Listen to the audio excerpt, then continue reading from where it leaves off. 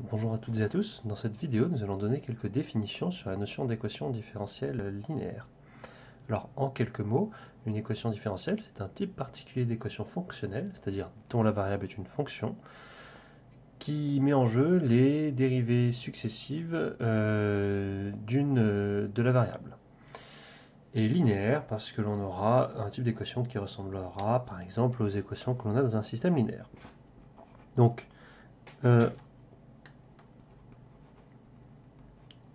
une définition. Alors, dans toute cette vidéo, on va se fixer un cadre.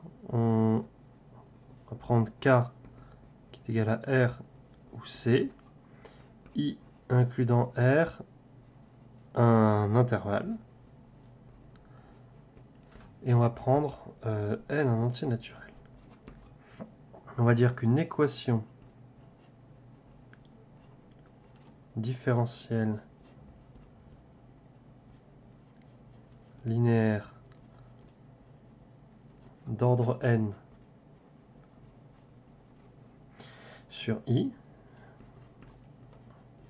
c'est une équation de la forme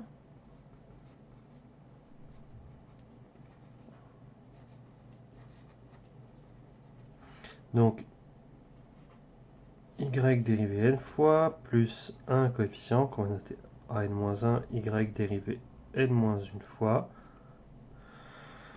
plus un coefficient a0 fois y dérivé 0 fois égale b. Donc, où les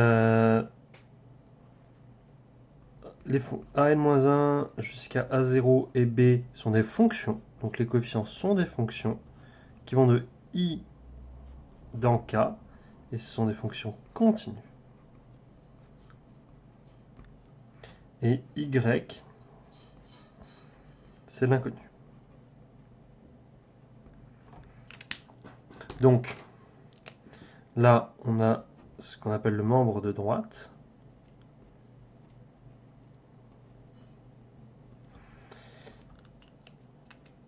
Là, et puis là, on a ce qu'on appelle les coefficients.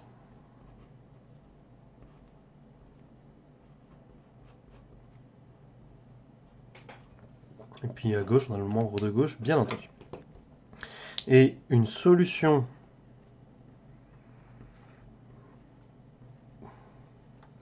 de cette équation différentielle, qu'est-ce que c'est? C'est une fonction que je vais noter f, définie sur i à valeur dans k. Alors, il faut au moins qu'elle soit n fois dérivable.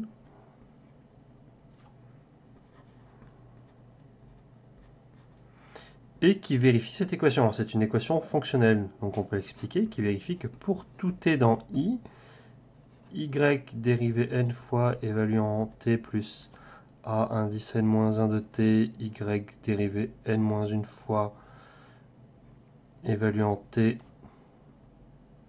jusqu'à plus a0 de t, y de t égale b de t.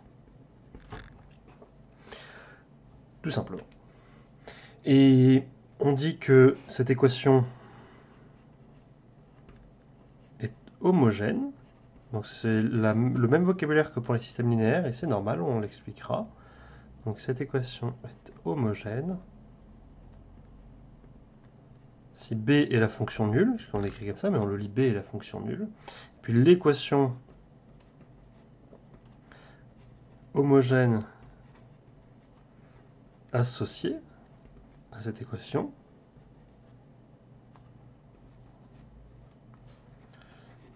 c'est l'équation de même membre de gauche, mais le membre de droite est nul.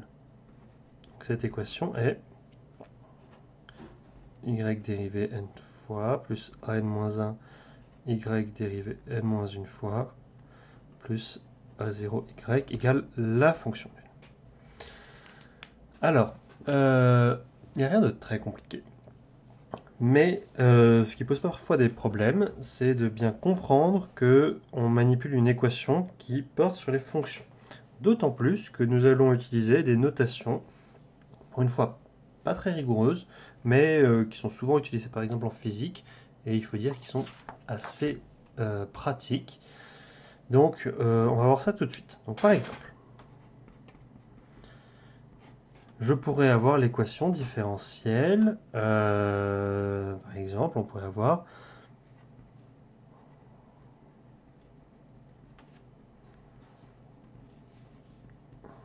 l'équation. Alors, comment l'écrire, hein?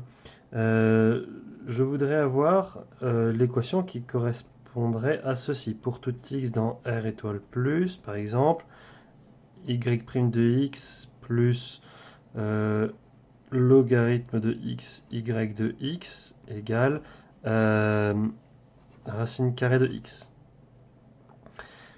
Donc ça, c'est ce qu'on pourrait écrire, y' plus la fonction logarithme fois y égale la fonction racine carrée. C'est pas très agréable. Donc comment est-ce qu'on notera cette équation? Elle sera notée y' plus logarithme de x fois y égale racine carrée de x. Donc ça, attention, c'est la notation qu'on va utiliser, c'est la notation que vous rencontrerez par exemple en physique. Mais là, attention, quand vous avez ce type de notation, x, hein, c'est un réel.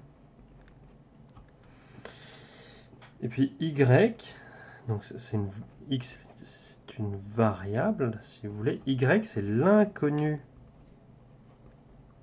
de l'équation. Et donc c'est une fonction. Ça, certains le perdent de vue quand ils travaillent avec ce genre d'équation. L'objectif, ça va être d'apprendre à résoudre ce type d'équation. Et puis aussi des équations d'ordre 2, mais aussi dont les coefficients seront constants.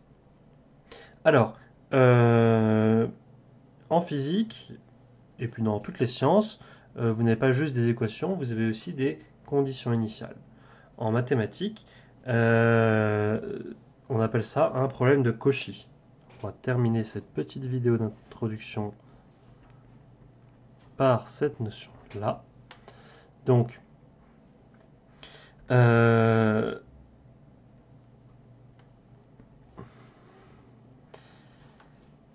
problème de Cauchy.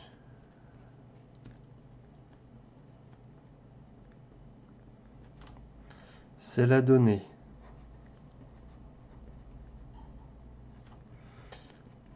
d'une équation différentielle linéaire d'ordre n. Donc, que je vais écrire y dérivé n fois plus a indice 1 y dérivé n moins une fois jusqu'à un plus a0 fois y égale b. Donc, où les coefficients a n-1, a n0, b sont des fonctions qui vont de i dans k sont continues.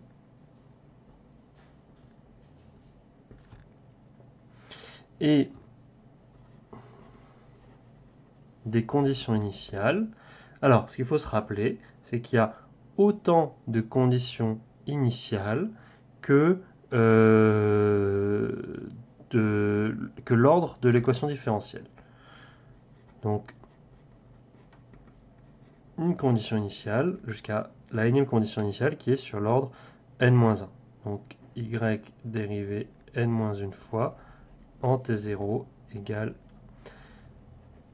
une valeur y n-1, donc où t0 est un point de i, et les valeurs y0 jusqu'à y n-1 sont des scalaires. Donc on va apprendre à résoudre comme ça une équation linéaire, différentielle linéaire, avec ce type de condition initiale. Donc par exemple, on pourra résoudre l'équation y' plus y sur x égale, je sais pas moi, x au carré, avec la condition initiale y de 1 égale 2. On va apprendre à faire ça. On pourra résoudre l'équation y seconde plus 3y' moins y égale x exponentielle x, avec, là on a une équation d'ordre 2, donc on va avoir une condition initiale sur y, une condition initiale sur y' au même point. Donc par exemple avec la condition initiale y de 0 égale 1, y' de 0 égale moins 1. Donc pour un problème de Cauchy, on a des conditions sur les dérivées successives en le même point. Ça ne veut pas dire que vous ne pourrez pas faire d'autres types de conditions initiales. Juste, on aura un petit peu moins d'automatisme dans les autres situations. Et on aura le gros théorème que l'on va démontrer dans quelques cas particuliers qui ne s'appliquera pas quand on sort de ce type de conditions initiales. Maintenant, ce sont les types de conditions initiales que vous retrouvez tout le temps en physique.